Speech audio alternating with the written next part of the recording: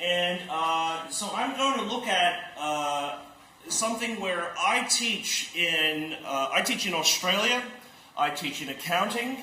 And accounting is one of these things where a lot of international students come to Australia with the expectation that numbers easy, English language hard, right? And so I'm going to have a great time learning accounting in Australia and I don't have to worry about English. Well, that's until the students meet me. And so I have a great number of problems. Some of it is language, some of it is cultural, some of it is not all my students are great. So I need to figure out when is cheating, or when is it a problem of trying to get across the cultural gap, right? So let me walk through my institution, Holmes-Glen here. Yep. You can see there's the University of Canberra here because Holmes-Glen is not a university, but it's partnering with other universities to deliver degrees. But the program that I work in TAFE is one of our own degrees. It is at the bachelor level, and because we're at TAFE, we're not a big name university. We get a lot of the students who struggle, right? Some of them are not rich. Some of them aren't prepared for higher education at the degree level and quality. Both international students and local students, so some of them are quite needy. I teach in Melbourne, Australia, as I said before, and I teach in the Bachelor of Accounting, but specifically the subject that I teach is Advanced Accounting Theory, where we're looking at the esoteric nature of numbers. You know, yes, accounting is one of these things where there's one right answer until you get to the very high levels where you're going, okay, well, here's a price. Is it the price to buy, the price to sell, the price to replace? Lots of theory, lots of normative ideas that are very difficult to understand for native English speakers and very hard for internationals. So, some of the problems I have is that this subject's really hard, right? I distinguish between people who are Asian and people who are, come from a Confucius heritage culture background, or CHC as it's shortened to. The reason is that my name is Wong, I'm half Chinese, I'm born in Sydney, and I'm Australian. I am not the same as the Vietnamese student that comes from Vietnam to study in Australia. Okay, so we need to distinguish between language and ethnicity and culture. Yep. I have a problem with engagement because the students get to this language subject. It's very hard. It's very boring. They didn't want to buy the book, and when they did, they didn't read it. The students had a very poor sustained effort. In other words, they just crammed for the exam, pass and finish. That's it. And there was this.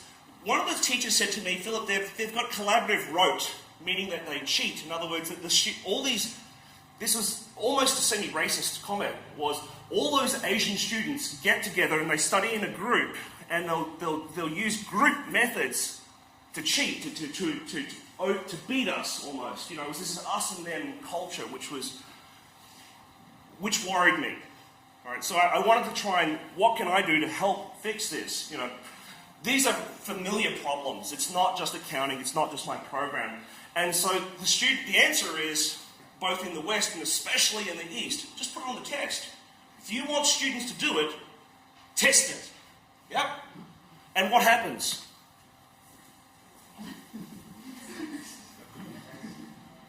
We got to mark these things. All right? It's a lot of work for us. Okay. So that creates problems because we've got to mark it all. It's overload. There's this question of washback where we start teaching to the test. We forget about education. The test is everything. What about culture? Am I marginalising some groups? Is it good for some people and bad for others? I've got international students. I have 60 students in my classroom. 2 are from Australia. Everybody else international, right? Majority of them are from East Asia. So, if I make a system that looks like Asia, am I really giving a Western education, which is why they come to Australia in the first place? Yep. So I also worried about constructive alignment, which is a Biggs and Tang concept for those that are into pedagogy. And I was worried about flexibility because a lot of these guys are working part-time jobs as well. What if they miss a test? So to develop this, to solve this, I came up with a framework which was based on 2 ideas. One of them was sustainable assessment, and the other one is about inclusive design. Let's go through sustainable assessment first. Sustainable assessment is this idea, it's borrowed from sustainability. So if you know anything about environmental studies, okay, you'll know the definition of sustainability, it's very common. And Boud ripped it off, he stole it. And he says, sustainable assessment is assessment that meets the needs of the present without compromising the ability of students to meet their own future learning needs. Which is kind of neat. Well, what does that mean? Well, comparing this to how, like, other pedagogical ideas about assessment and study, we've got students come to us, they do some study, and then they finish, right? So they come to us with some knowledge, experience, and attitude. Sometimes they come to us with a lot of attitude, very little experience. Right? We set out some learning objectives. We want you to learn this. At the end of this subject, you will be able to do blah. Yep. Then we teach them. Maybe we give them a test halfway through. We have to feed back and write these things, comments to students. It takes a lot of time. We then give them a final summative exam. We grade it, which is work. And then we've got to give them issue the grades. And then hopefully our students have learned something and they change their behaviour afterwards. Well, if you have a look at Washback says that we don't worry about any of this, we just teach to the test. So it's always backwards looking, and there's big problems with that. If you have a look at Biggs and Tang's ideas about constructive alignment, they're saying that this, and this all have to say the same thing, right? So what you want them to learn, what you teach, and how you assess them are all together. But Boyd's idea about sustainable assessment was neat, because he's saying any of the assessment should be continuously teaching you how to learn in the future as well. So there's this real forward-looking ways that I liked about Boud, and this guided what I did. So Boud said we've got to have a lot of formative assessment and feedback. We should have assessment designed to teach. We've got to have criterion referenced instead of grading against the bell curve. We need to make sure that our students are self-reflective, that they're learning to give their own feedback to themselves. We need to make sure that the feedback's actually used for it to be useful, okay? Because we write this feedback, and sometimes they don't read it, and that breaks my heart, all right? So we don't want this, because ultimately it's not sustainable. It's not sustainable for the students, and it's not sustainable for us. So that was the first part. The second one was about inclusive design, okay? So with inclusive design, this is the idea, it comes from architecture, where design should actually be good for everybody, okay? So here are two pictures. The first picture is of the Parliament in Victoria, yeah? And here is another picture in Australia. This is the Parliament of the federal government in Australia. So one in Canberra for all of Australia, one for the state of Victoria. What can you see is different? What's the difference? Yeah, old and new. What else? There's a fat guy standing in the front.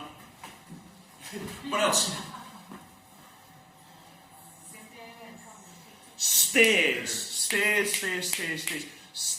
okay? The difference is that if you're in a wheelchair, right, your entrance for Victoria is around the back because you cannot wheel up the stairs. Yeah? And this is important because the symbolism is that if you are disabled, you are not part of our society. You come in through the back. But when they designed the federal parliament here, almost 100 years later, they said, you know what? We're going to make it accessible to everybody. Everybody can come through the front there. It doesn't matter if you're in a wheelchair. You wheel through the front just like everybody else. And that's important because it's good not just for the disabled, but for those that have kids, for those that have equipment, for everybody. Good design benefits all. Alright. So, I was particularly worried about my CHC learners from Vietnam and China and other places. And if you're aware of Hofstede, does everyone know Hofstede? Some yes, some no. Alright, many of you will, so I'm going to go through this quickly because my time is halfway done. Hofstede said we've got strong distance and weak power distance. We have collectivism versus individualism. There is masculinity versus femininity. Uncertainty, avoidance, strong and weak. And they also talked about long-term and short-term. I had difficulty drawing this. I had forestry versus sugar buns, which make me fat and feel good. The important thing for learning is that Hofstede said, well, look, Asian cultures or CHC cultures are ones that focus on all of this stuff. Okay, so between the teacher and the student, there's a power distance, right? Teachers up here, students down there, right? And then that Asian cultures are generally collectivist, meaning students will want to do stuff together. All right.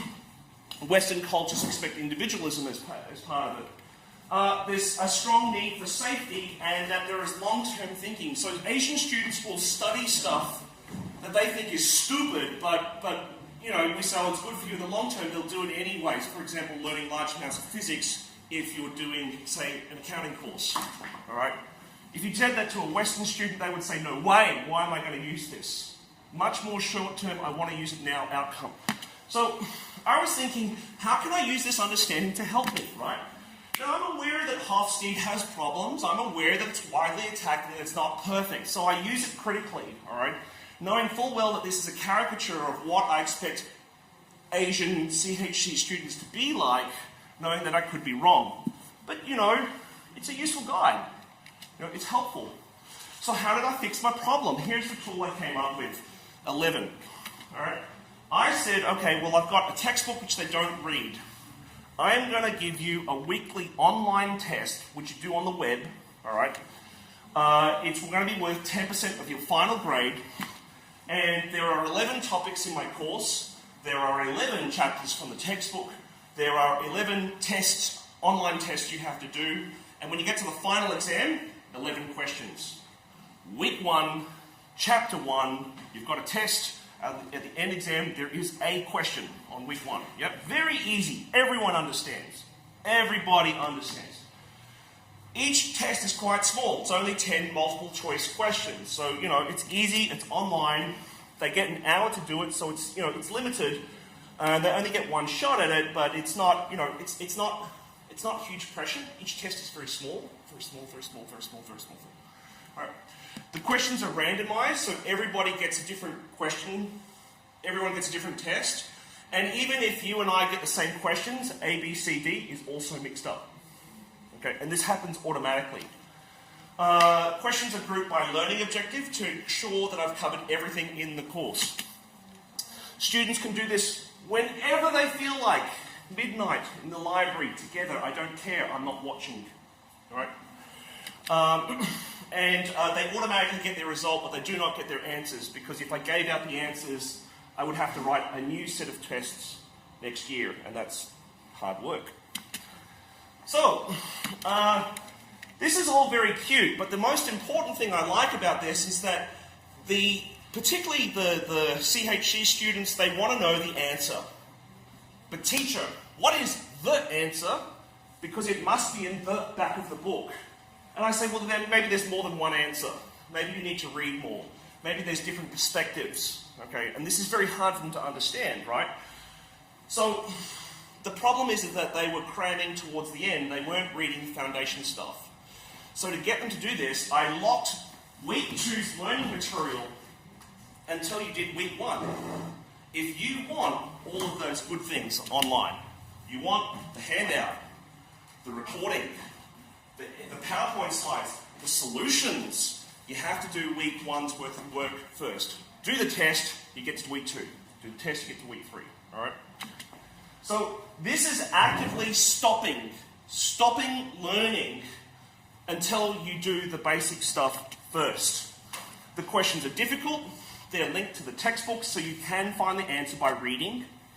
And I think that this is quite sustainable because it helps me manage my time, right? I'm not having to do this, it happens automatically. Yes, it takes me time to set up, but once I do it, it's done forever. The lockstep nature forces the fundamentals, and the students are able to see the links between week 1, week 2, week 3, because they went week 1, 2, 3, not week 1, week 7, week 10. They're doing it in order. So it makes a lot more sense. The students agonize over the checkpoint test as well, because they might get to week 2 and they'll get like 3 out of 10 questions and they'll go, oh my God, teacher, I'm failing. Good. Great. They're scared early, which means they study harder early, meaning they get to the exam, they're ready. Yep. So there's a lot of reasons why I like this. Now, particularly I designed this for Asian students because I was worried. I know that their language is not good, so I knew that they were going to do this test with the books in front of them. I'm effectively forcing them to read the book. Remember, they didn't read the book, or they didn't buy the book to start off with. So this, to me, was an important skill. I'm penalising students that don't have books. The lesson is, well, professionals need to have the right tools. Buy the book. Okay, just buy it. Seriously, it's important. Wrong key. Now, importantly also, because CHC cultures are, according to Hofstede at least, collectivist, I was thinking, well, maybe students will go and cheat. They will, what will happen is that 4 of these students, they'll get together and they'll do the test. And the smart one will help the other one learn. That means, how do I know that her answers are her own? My answer was,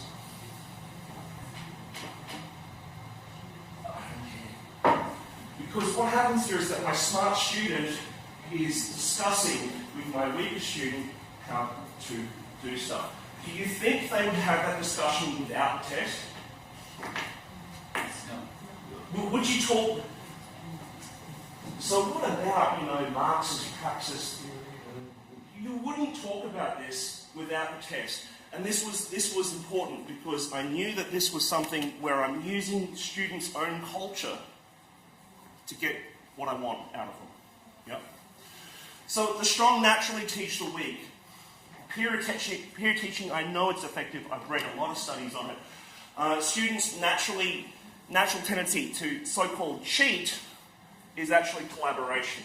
All right. And so I love it how teachers go, Asian students like group work, give them group work. They hate it.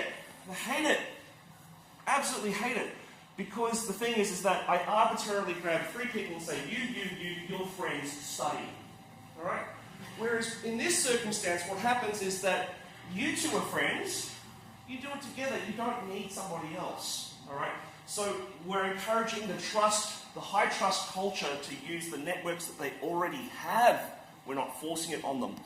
And most importantly, as I said, I'm using their own preferences. I'm avoiding this idea that I'm some stupid Westerner and I know best. West is best model? Maybe not. Maybe not. Right. So, there are some questions about authentication. How do I know that how do I know that your answers are really yours? Well, I don't. But I'm trading that for something else. Like I said, it's only worth 10%. It's not a big deal. It's enough for them to worry about it. The student feels like it's a regular test, but actually the beauty of this is that it's designed specifically to help Asian students study in Western education. But when you pick up the test, does it scream to you Asian? Does it scream to you any culture? No. No, it just feels like a test. It's completely normal. It has no cultural flavour to it, but it does. It absolutely does. Alright, so it feels culturally independent, but actually it's culturally appropriate. Big difference. Huge difference. Alright, so the study, what I'm actually presenting here is not the framework. I want to find out, does this stuff actually work? So my 2 research hypotheses, well, the first one was, to what extent does culture actually impact upon the student's learning? So I look at you and I say, well, you are from Vietnam, you must have CHC culture, right? Well, maybe you don't. Right? Maybe I'm wrong. Right? So I needed to test that. Right? Because if you don't have the CHC mindset, then everything I've got is wrong. Right? And the second one was, to what extent does how effective is this tool in promoting peer learning? Like, do they actually get together and peer teach? Because that's important. I don't know that. I can't see that as a teacher. Right? So the method of my study was mixed method. I used 3 different types of data, 2 quantitative, 1 qualitative. I used Moodle, which is our learning management system, and I got click-by-click data of what the students did. All right. Next, I had an online survey where I asked these students, what did you do? Finally, we had some telephone interviews where we asked them, what was your experience in doing it? I used grounded theory to try and analyse the data. And as I said, I had those 3 sets of data. The Moodle data, unfortunately, I thought I could analyse it, and I didn't find what I was looking for. I found no patterns, to be honest with you. And I think predominantly that's not a problem with the data, it's a problem with me. I lack the statistical analysis to get what I wanted out of that data. I know it's in there, but I can't see it. All right, so I need to be honest and say that. You know. The next thing is the survey. I had almost 200 requests, and I got 34 back, and it was very representative in terms of age, gender, what countries the people came from, so I was pretty happy with that. And I had 4 telephone interviews. Unfortunately, we had an untrained interviewer and they didn't quite do as good as they wanted to. Now I'm going to show you 2 pieces of raw data. One of them's from the interview, the other one's from the survey. The interviewer asked me, in terms of your study habit, how do you feel that your culture has changed over the degree? Like, has your study habit, as you progress through the degree? And the student says, right, it changed a lot, because when I was in Thailand, I normally don't answer, you know. When the teacher asks, I just keep quiet. Like, just listen to hear. Listen to friends who answer the question. But in here, I want to discuss in the class, like everyone else answer. I want to answer my answer as well. I want to say my answer as well.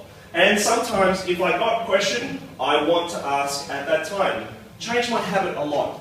I think it is good.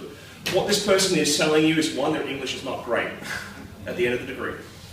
2, what this person is telling you is that they do identify with being a CHC culture. Do they feel that Asianness in a Western world? Oh yeah, they feel it. 3, what this person is telling you is that they're changing. They want to engage, they want to be like all the other students, but they are still struggling. Alright, so there is a change, but to what extent? Now that was the first piece of data. The second piece of data, it's a bit hard to see here, but it says, this is from the survey, it says, did you ever attempt the test in a group with other students? And the answer is, no. My hypothesis is not strong, unfortunately. No, almost 60% of the students said, no, we didn't do it in a group, we did it individually. Damn, my hypothesis is not, it's not great.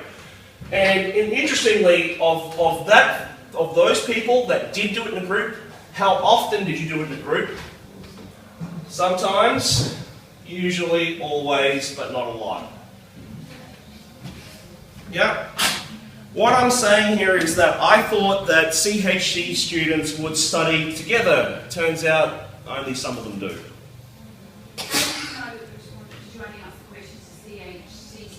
No, I asked this of all students. If I broke this down, yeah, this is raw, and to be honest with you, the vast majority of my students are from CHC backgrounds.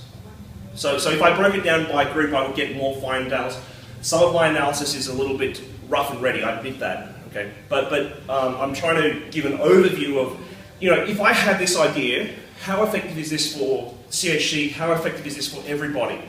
Okay. Although you say good design for everybody. So. Well, but see, there's a problem between what we normatively think will be, and then positively, if we go out and study what we thought was, did it actually happen? And this study here is proving, well, maybe I'm not as right as I thought I was originally. You know, I mean, the theory sounds great, but does it work? You know? Can you reiterate your hypothesis just quickly?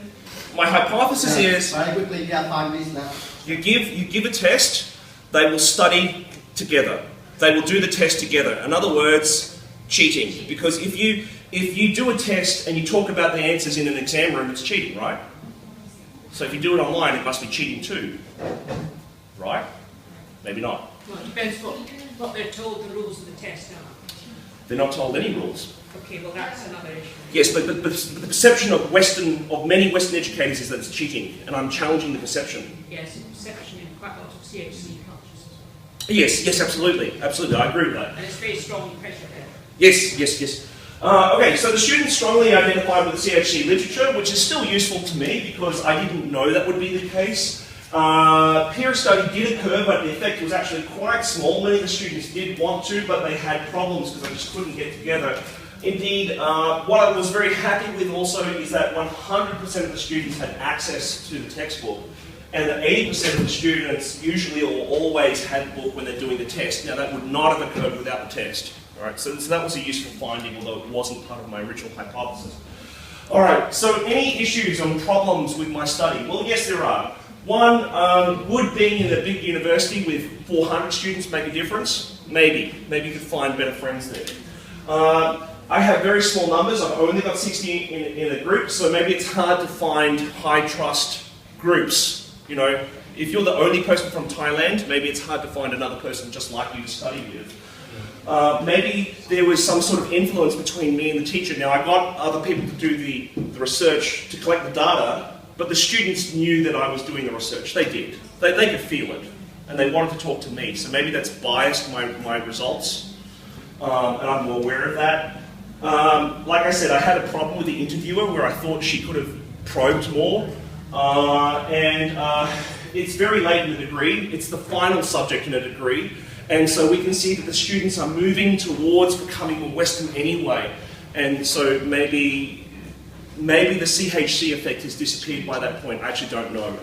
So anyway, I want to thank you very much. Oh, sorry, the implications are that we are dealing with CHC learners. My original hypothesis is that I still think it's a good hypothesis. I still think that my framework's very good, but I know that it's not strong anymore. You know, I doubt myself. There are other fun things that we can do with Moodle to make culture built into what we do, so we have more culturally appropriate pedagogy wherever we can. Thank you very much for listening, and I'd be happy to answer any questions if you've got time. Thank you very much. Thank you so much, Philip Gong, for very engaging presentation. And you see, you have a lot of innovative ideas, and I hope you can apply your idea and give the student that chance to cheat. We have time for only one question. One question quickly. But later on, yeah, okay. What about the overall, what was the final overall assessment, and did the overall, did they improve? I've thought many times about how to improve, like, you want to do a comparative static before and after. The problem is that when I brought in this system, I was making a lot of changes, so it's very hard for me to say which changes is effective, and so I realized that was a question that was not methodologically sound. Also, my teaching had gotten better. But anecdotally and completely biasedly, I feel but God, is that any good to say at an academic conference? It's the vibe, man. Answer is, I can't answer that. I do not know the answer. Thank you very much. One more question. One more minute. So Sure. Any other question? Yes, ma'am.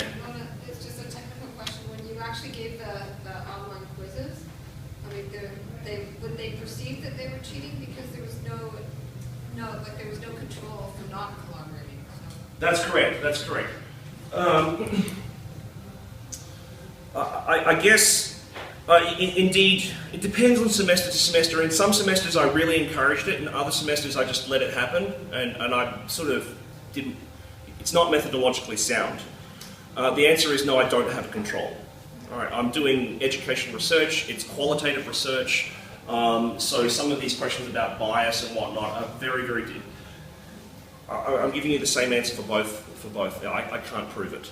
It's hard to prove in education. We just can't test everything that we want to. Okay, thank you so much. That's in the